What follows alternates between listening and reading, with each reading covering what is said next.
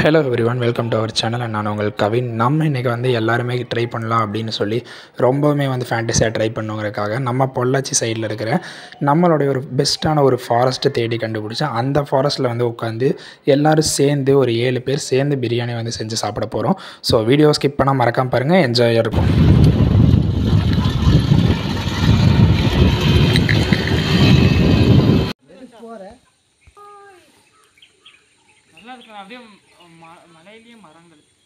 And ஃபைனலாக நம்ம எல்லாருமே இங்கே வந்து ரீச் ஆயிடுச்சு. அண்ட் இங்கே இருக்கிற ஒரு இதில் ஒரு வெடக்கோழியாக பார்த்து பிடிச்சி தான் இன்றைக்கி வந்து நம்ம சமைக்க போகிறோம். ஸோ வாங்க எப்படி சமைச்சு என்ஜாய் பண்ணுறேன்னு பார்க்கலாம். ஸோ ஃபஸ்ட்டு வந்து நம்ம பிரியாணி செய்யணும், அதுக்கு வந்து அடுப்பு கூட்டணும். ஸோ அடுப்பு கூட்டுறதுக்காக அங்கே இருந்து ஒரு தள்ளு வண்டி எடுத்து அந்த வண்டியில் வந்து கல்லெல்லாம் எடுத்து வச்சு அடுப்பு கூட்ட ஸ்டார்ட் பண்ணோம். ஃபஸ்ட்டு எடுத்த உடனே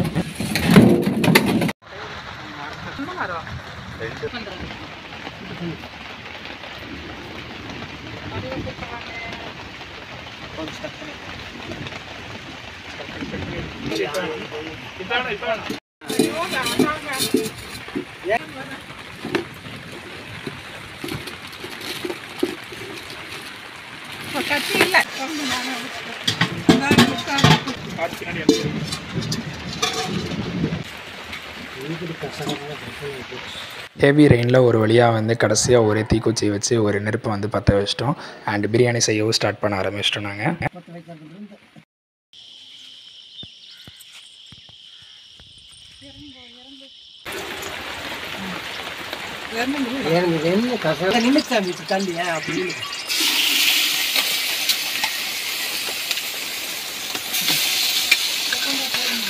அண்ட் ஃபைனலாக வந்து பிரியாணி ரெடி பண்ணுறதுக்காக அதில் வந்து வெங்காயம், இஞ்சி பூண்டு பேஸ்ட்டு அதில் கொஞ்சமாக ஆட் பண்ணிவிட்டு அதுக்கப்புறமா அதில் புதினா, தக்காளி எல்லாமே போட்டு சூப்பராக வந்து ஃப்ரை பண்ணி ஸ்டார்ட் பண்ண ஆரம்பிச்சிட்டோம்.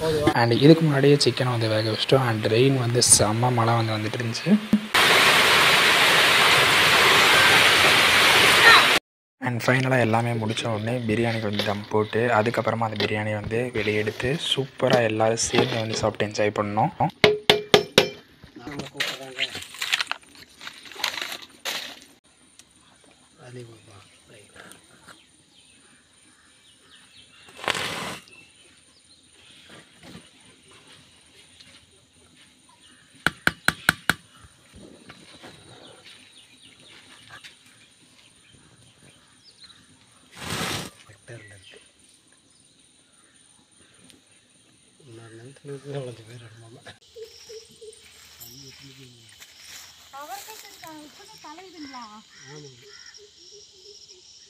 கடைசியாக ஃபைனலாக வந்து பார்த்திங்கன்னா ஒரு தார்பாயை கொண்டு வந்திருந்தோம். அந்த தார்பாயை விரித்து எல்லாருமே இருக்கிற 7 பேர்த்துக்குமே வந்து ஒரு இலையை 4 சைடாக ரவுண்டாக போட்டு அதுக்கப்புறமா பிரியாணி போட்டு சாப்பிட ஆரம்பித்தோம்.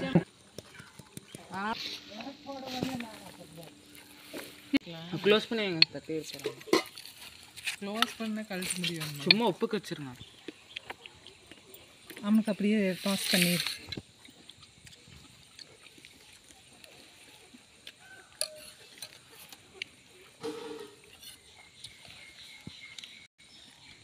அண்ட் உண்மையாலுமே சொல்லப்போனால் நாங்கள் எதிர்பார்க்காத அளவுக்கு பிரியாணி டேஸ்ட் வந்துச்சு. இந்த மலையோடு சேர்ந்து சாப்பிடும்போது அதோட சுகமே தனியாக இருந்துச்சு.